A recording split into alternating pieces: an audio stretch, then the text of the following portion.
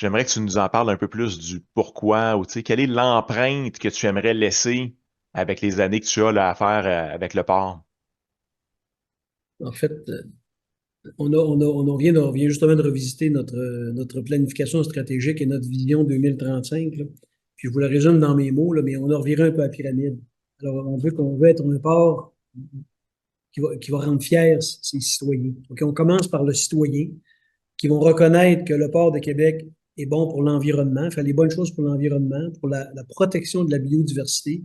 Puis après ça, on termine avec tout en étant un chef de file mondial dans les chaînes logistiques. Vous avez compris ma passion tantôt quand je vous ai parlé des chaînes logistiques, mais d'abord la communauté, ensuite l'environnement, la biodiversité. Et là, ce qu'on veut, c'est véritablement, là, c'est dans cet ordre-là qu'on réfléchit nos affaires aujourd'hui. Tu sais, on a résumé notre planification stratégique en 4 mondes, là. S'engager pour un monde plus durable, être proche du monde, on parle de notre communauté, innover et rayonner dans le monde, dans mes chaînes logistiques, puis aller plus loin avec mon monde, notre monde, qui sont nos employés, encore une fois, qui sont toujours, pour moi, là, la famille, encore une fois, les valeurs, le respect, la collaboration, c'est au cœur de tout ça. Donc, on résume tout ça comme ça.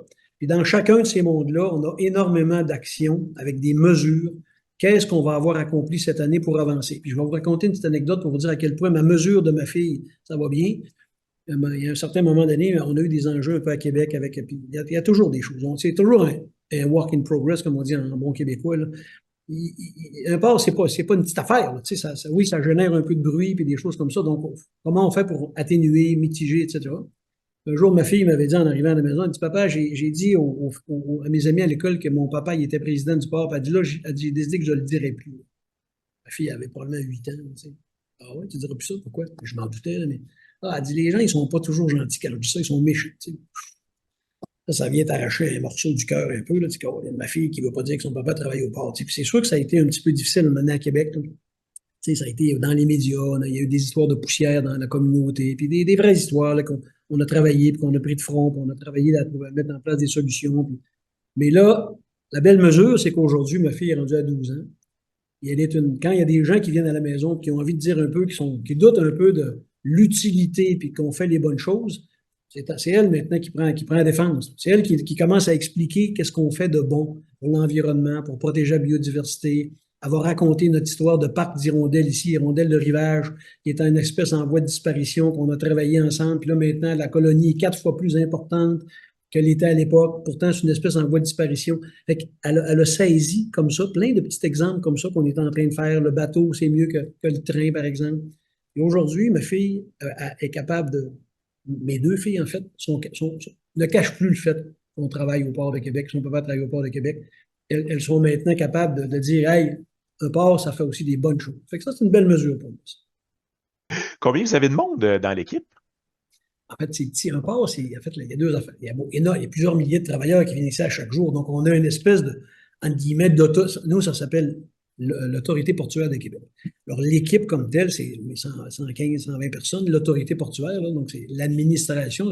On rayonne, on a l'autorité sur l'ensemble de toutes les entreprises qui travaillent ici, qui sont plusieurs milliers de travailleurs par jour. Donc, c'est une grande responsabilité pour, somme toute, une petite équipe, là. Donc, c'est pour ça que ça prend encore une fois une équipe très alignée, très en cohésion, une équipe motivée, fière, parce que les défis qui sont en face de nous sont quand même importants. Moi, je suis très fier de mon équipe, une équipe extraordinaire qui se donne vraiment à 100, 150%. Des gens qui veulent changer des choses, qui veulent, ils ont à peu près, je vous dirais, les mêmes métriques et les mêmes mesures que la mienne. Ils savent qu'ils peuvent. J'ai plein de jeunes chez nous, des jeunes femmes, des jeunes, tu sais, de 28, 30, 35 ans, des PhD en environnement, en biologie, tu sais, qui viennent parce qu'ils voient comment on peut changer les choses de l'intérieur. Puis ça, c'est vraiment extraordinaire de voir à quel point cette équipe-là est engagée dans cette transformation-là. Mario, on achève tranquillement. Je te l'avais dit avant l'entrevue, hein, ça passe vite. Le temps en bonne compagnie. Franchement, on passerait bien une autre heure avec toi. Mais on va être respectueux de ton temps. J'aimerais que tu nous parles un peu de l'AIVP. Tu l'as nommé quelques fois. Ça semble un point quand même important là, de tout ce que tu travailles puis de l'empreinte que vous voulez laisser. Peux-tu nous en parler un peu de qu'est-ce que c'est et quelles sont encore une fois, peut-être l'empreinte que vous aimeriez laisser là, internationalement avec ça? En fait, la UVP, c'est. En fait, moi, excusez, j'ai un papier. L'AIVP, c'est l'Association internationale Ville-Port. Ça, c'est de mémoire, là, c'est pas de mémoire, en fait, là, c'est parce que c'est 50, 49, on est 50 pays, plus de 200 quelques membres. Et l'idée, c'est véritablement de travailler à développer de meilleures relations ville-port. Parce que chez nous, ça va quand même assez bien. Et dans différents pays, là, je peux vous dire que la relation entre la ville et le port, c'est plus une relation de confrontation.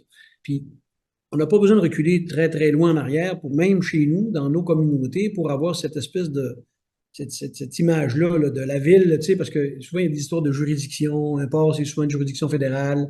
La ville, bon, tu sais, c'est comme, c'est dans ma cour, viens pas jouer dans ma cour. Moi, quand je suis arrivé, une des premières choses que j'ai dit, c'est que notre cour arrière, c'est la cour avant de la ville. Alors, il n'est plus question d'avoir des clôtures ou des choses comme ça, de dire, tu sais, parce que vous comprenez que nous, on travaille face au fleuve. Puis ça, c'est là qu'on transborde des activités. Donc, le derrière, notre cour arrière, c'est la cour avant de la ville. Donc, on a énormément travaillé à développer ce lien-là, cette liaison-là entre le port et la ville. Okay, ici à Québec, vous le savez, pour ceux qui connaissent un peu Québec, là, on a contribué évidemment en grande partie à faciliter toute la promenade Samuel de Champlain, mais plein de choses encore aujourd'hui. Si vous venez à Québec, là, ceux qui ne sont pas là, je vous invite à venir cet été, là, puis appelez-moi, ça va me faire plaisir de vous faire une petite visite.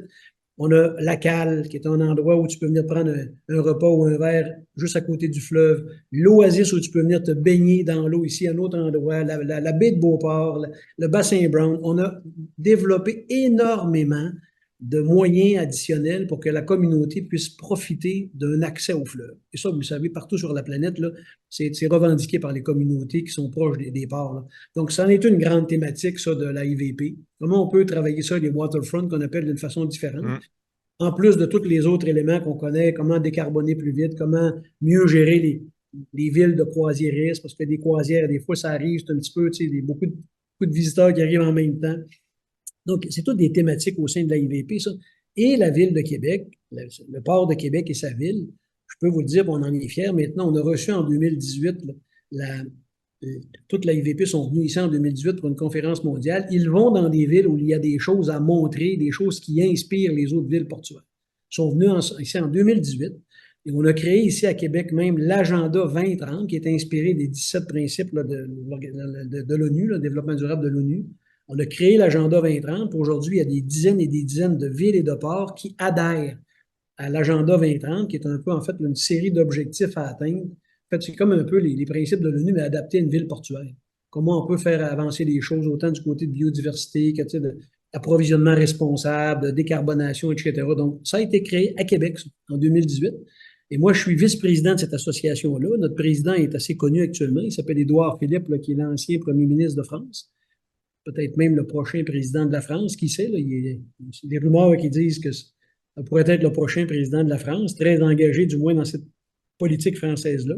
Et on a un Marocain, un Italien, moi je suis évidemment membre du comité exécutif, là, et on a probablement 25 membres du conseil d'administration. L'idée, c'est véritablement de faire évoluer nos villes portuaires de mieux en mieux dans des pratiques de plus en plus responsables. Alors, c'est une belle organisation. Ceci étant dit, je suis impliqué dans plein d'affaires, président du conseil de la SODES, la Société de développement économique du Saint-Laurent. J'étais avec la Fondation Roméo Dallaire qui est venue me chercher beaucoup un peu parce que ça vient chercher un peu ma jeunesse un peu de milieu modeste. Et les gens disent toujours, on dirait que tu as du temps pour tout. Là. Il y a souvent quelque chose qui dit que les gens les plus occupés sont ceux qui ont toujours du temps. Là. Je peux vous dire que j'en aurais encore pour m'impliquer, mais j'aime ça m'impliquer. C'est quelque chose qui est important pour moi, redonner, redonner, redonner. Alors, ça me motive tout le temps encore autant qu'avant, cette affaire-là. Et je suis très heureux dans ce que je fais actuellement parce que je pense encore une fois que je peux contribuer à une société un peu meilleure.